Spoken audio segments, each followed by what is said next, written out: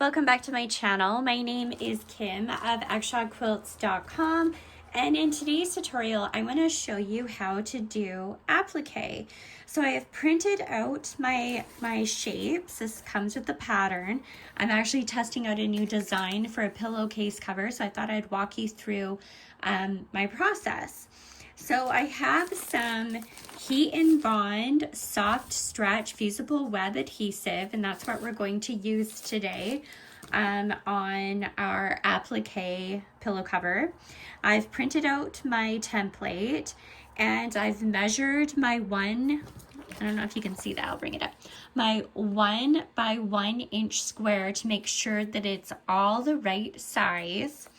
And I have some old shears that I'm going to use to cut the paper out, and then I also have my fabric shears that I'm going to use to cut the fabric out as well. You're going to need your iron, and you can hand stitch or you can machine applique. In this case, I'm going to machine applique, and I will go through the stitch that I like to use and the stitch length and width as well, and the thread brand, weight, and color I also like to use.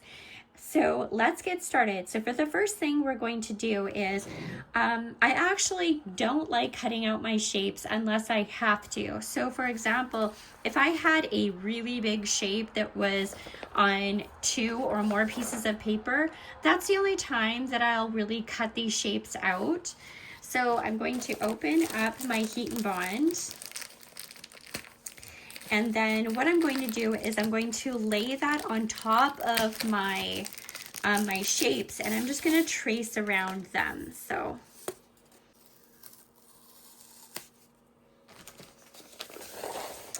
what I like to do is I like to take one piece of paper at a time, and I will lay my adhesive over top of my shape. And I'm using the paper side up. So there's a rough side to this. It's got the glue on it. That's going to be down. And the paper side is going to be up because that's what we're going to trace. And all we're going to do is we're just going to take a pencil. I prefer pencil because sometimes I find the ink from the pen can transfer, and I don't want that to accidentally transfer on top of my fabric. So I will use a pen. You can also use a washable graphite pencil as well. And then all we're going to do is we're going to trace around all of our shapes that we need for this specific pattern. So I'm going to pause the video there, and we're going to do our tracing, and then I'll come back and show you the next step. All right, so we have traced out all of our shapes and also labeled them. So there's letters that come with each shape, and make sure to write those on each of the shapes. Now we are ready to cut out our fusible web. So I do recommend that you leave some space, like don't cut right on the line, but rather leave a little bit of space around your shape, because this is what we are going to iron on to our fabric. So you want to make sure that you have a little bit more room, because after we have ironed it onto our fabric, that's when we're going to cut directly on that line. So that is where we're at right now. So I'm going to continue on and cut out all of my shapes, leaving a little bit of room around each one.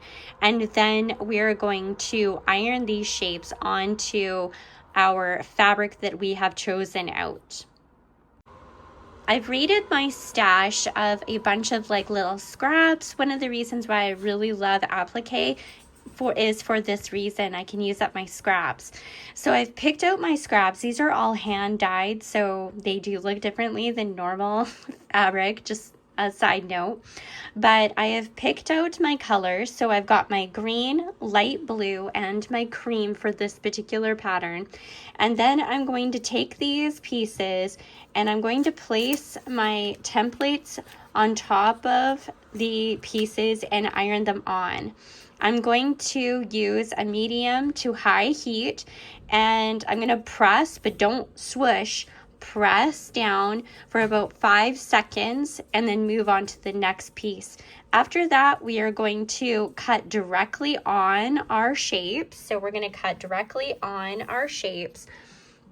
And then from there, we can remove the top paper piece and then iron those onto our background. I just finished fusing all of my paper pieces, the fusible web pieces, to my fabric. So I went over there and I give them a press with the iron, and I have all of the shapes on the proper colors, and now I am ready to cut them out. So I'm going to take my fabric shears now, and I'm going to cut directly along this line, and then from there it is ready to place on our background. Now that we have all of our pieces cut out and fused onto our fabric, so I took those over to the iron and I fused everything on our fabric, and then I cut around each of the pieces that we need for our pillow cover. But before we start peeling the paper off of it and then ironing it onto our background, the first thing we're going to do is make sure that we find center. So I'm not sure if you can tell. I know it's a little bit difficult to see, but I have split corner to corner and corner to corner, and then I folded it this way and that way, so I find the middle, the exact middle of our background. So hopefully you can see that. Maybe you can't really tell. I know it's not showing up in camera all that great. The light isn't great in the cabin today, but anyway, we have found the exact center of our background, and that is really important because that's where we're going to start laying down our design. So I have printed out my template here. So this is the design that we're looking at, and I've got all of my pieces. Remember, this is why it's important to put the letters on each of our shapes, so when we cut them out, we know where they go, right? So this is a pretty straightforward, simple design, so it will be easy to align everything as long as you've found the exact center, because that's where we're going to start. We're going to start at the center and work our way out until we have all of our pieces laid. And we're going to do that by ironing each piece separately. So we're going to start with our biggest piece, and that will be the background. So right here, we're looking for this piece. And I know that it's not showing color on this. It will on the pattern in my shop, but right now it doesn't. So this is because this is kind of like a test piece that I'm doing. So our biggest piece is this blue. And in order to match up this center to this center, what we're going to do is we're just going to fold it gently. You don't want too much of a crease, but you do want to find the center of our pieces as well. So this is how I find the center of everything, all of my applique, is that I am always folding everything in half to find that center mark. So here we found the center for this piece. So that center is going to go right on top of this center here. So in order to do that, we're just going to peel the paper off of our fabric like so. And what I like to do, because this isn't iron on, but I like to go an extra step, and I like to grab my Elmer's glue. So this is Elmer's school glue. It's disappearing, so it shows purple, but don't worry, it disappears. Just to help us secure it a little bit better. And so I like to just put a little bit on the edges, because it makes machine sewing this on, or like hand sewing too, but it just helps secure everything, because this middle piece is also going to be a layered piece, so I find that those can be a little bit stiffer. So I'm just going to line up, so excuse my reach, but I'm going to find the middle here, and I'm just going to press that middle down, and then align the marks that we've made on this piece to the lines on our, there we go. There, that is our first piece that we're laying down, and that's the center. So hopefully you can see that this line that we folded on our fabric piece, on our applique piece, also lines up to the lines on our background. Do you see that? So I like to make sure that all of my lines, I try to make it as, I mean, it doesn't have to be perfect. So get that out of your head. It's okay that things are a little bit wonky if that happens. So don't worry about it so much. Just have fun with this. It's supposed to be fun, right? So, yeah, so we've laid everything down, and my lines that I folded on my applique piece match the lines that are on my background, my pillow cover top here. So the next piece that we want to lay down is the piece on top of this. So we're just going to look for that.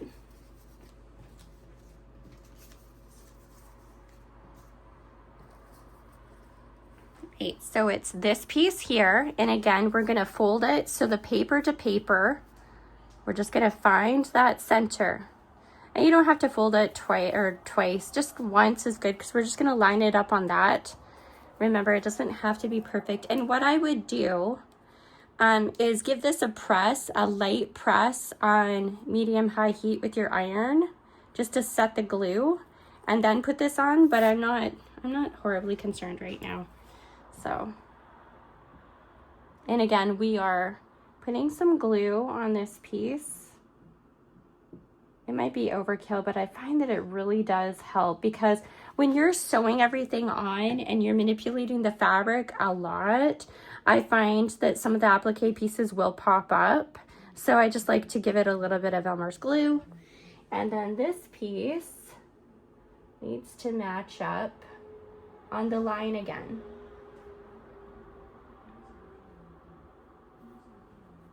Well, that's close enough. Remember, this is for fun, right?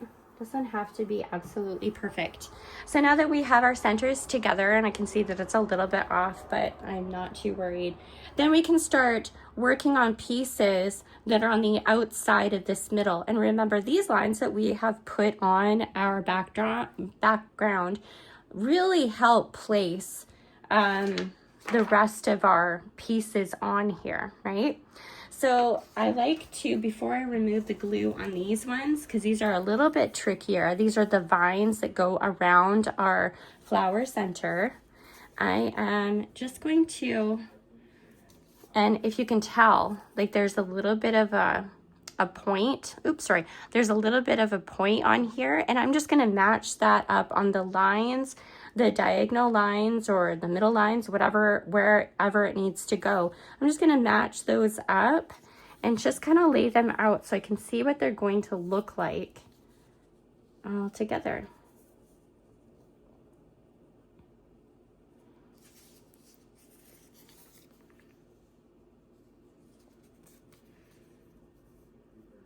Then I can kind of manipulate everything before I take the paper backing off, and then I can lay them all out. So that would be the next step. And then from there, we would start adding on our buds.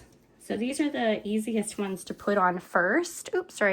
These are the easiest ones to put on first because they kind of align to these. And you can have them so they're touching, or you can have a little bit of space in there. And I kind of like a little bit of space. That isn't in the pattern, but that's a personal preference. And that's what you're going to find. You're just going to have to play with it a little bit to see what you love about how they're placed. Because remember, this is supposed to be fun, not stressful.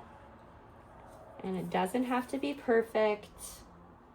Perfection is not fun. Look at that. So it's starting to come together. Isn't that cute? So these little pieces are the buds inside of, like, the flower buds inside of the stem buds, I guess. That's probably not accurate, but anyway, that's where they go. So for these ones, you could put a little bit underneath the green if you wanted, and that's how I'm going to put them.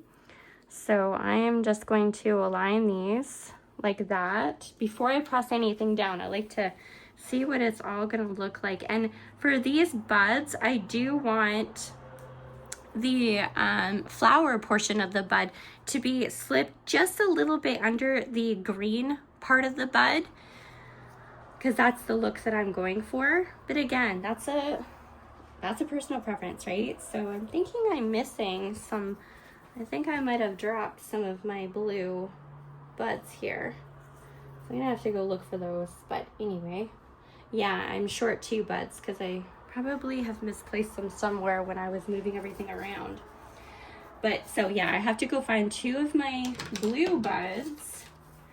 But I wanted to put my white flowers on here. So the white flowers go in between and they kind of butt up against this portion of my vine there. So I like to lay everything out before I start gluing stuff down, just to give me an idea of what I need. So this one is not quite matched up there. And these ones are a little bit further in. You don't have to put them in further in if you don't want, but I kind of like that, the look of that, right? So,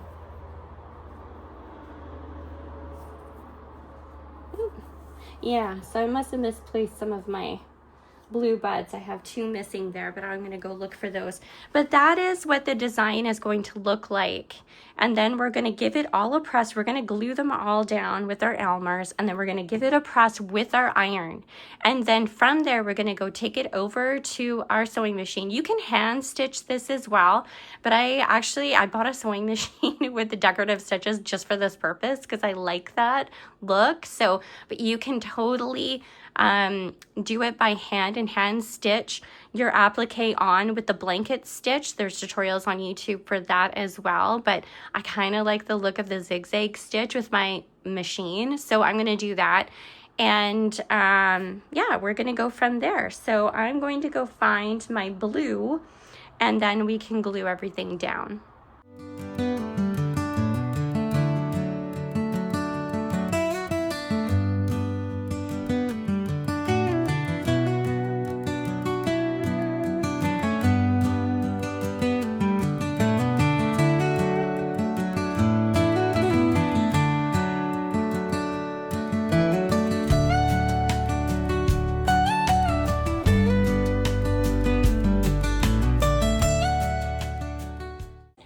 Now we're going to go over to the sewing machine and we're going to do our zigzag stitch on every little piece in our applique.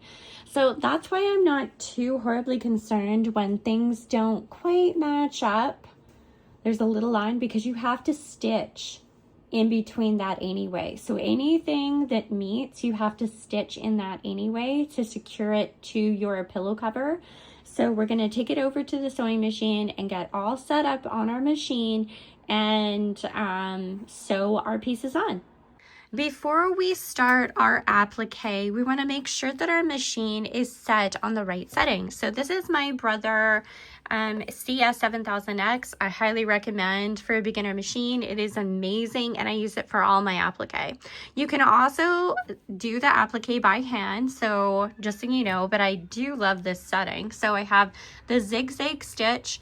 My stitch length is 1.6 and stitch width is set at 3.0.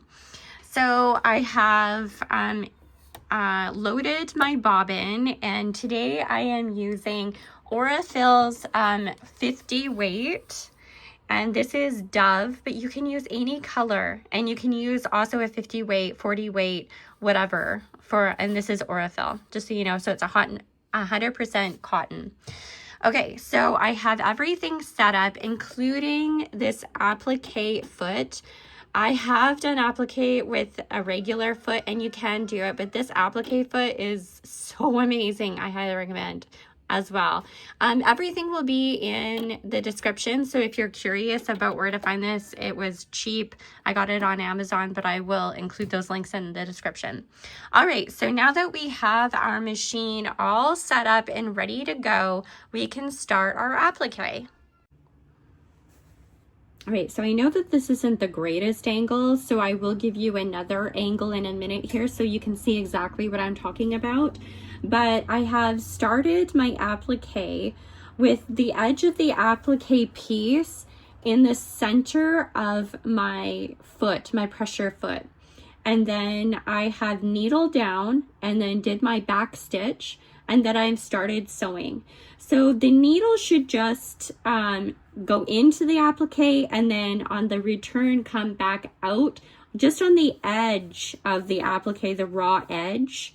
So, and another tip that I want to give you is when you need to pivot, make sure that the needle is on the outside of the applique and then pivot, not on the inside. So your needle, when we first start sewing, will be on the inside, on the left side. So we're just gonna slowly go around our applique piece and try to keep the applique piece in the center of your pressure foot.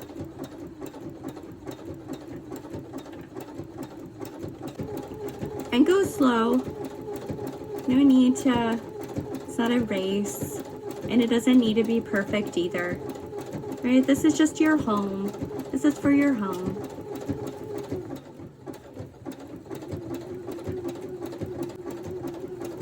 Okay, so now I'm going to give you another angle. Brought you in nice and close so I could show you exactly what I'm talking about. I love a good visual, and you might too.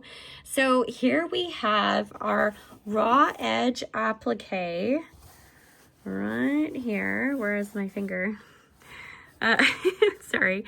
Okay, so the raw edge applique is in the center of the applique foot, and then when the needle is on the right side, it should just come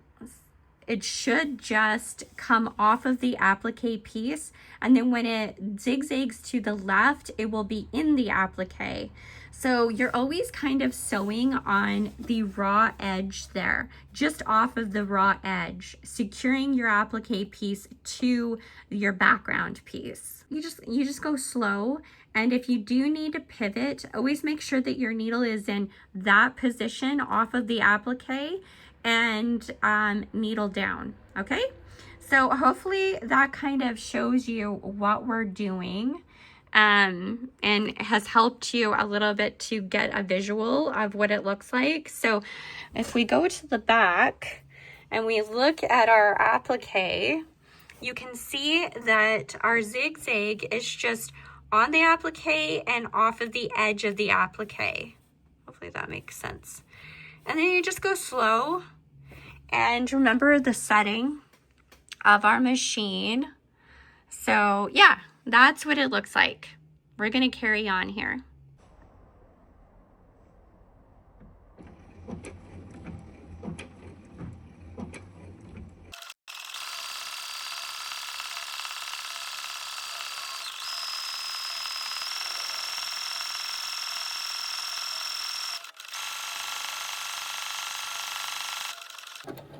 You just want to kind of stitch over what you've already stitched over, just a few stitches, just to lock everything in. So now we are finished our first center piece of our applique, and I like to start in the center and work my way out. This little one I will do next, or maybe even last, but I like to do the big center one the first, and then I will go ahead and I will sew around every other applique piece. Now, it is really important that you do, so for example, this is where we have glued our pieces down. You can do, if you don't want your thread to show, you know, like if you're a little bit more picky than I am, you can try to match the color of your fabric with your thread. I use hand-dyed fabric, so it totally varies. So I don't worry too much about matching my fabric, but you can. But it is really important that you sew around each of your applique pieces, even the ones that butt up together. That's really important. So you can color match, or you can use a contrasting thread or something very similar as well, or whatever float your boat. Use that. So yeah, so we are going to carry on in that fashion and pivot where we need. So when I say pivot, your needle is down and you're going to shift the fabric with the needle down. But that's it. That's all we're going to do. We're going to continue in this way until we are done sewing all of our applique pieces down. So there you have it. That is how we do applique. If you are happy with this video, please give it a like and subscribe to my channel. I love to see all your comments. They're just so heartwarming. We like to keep it a kind, loving community. And my patterns are available at exshawquilts.com. Thanks now. Bye.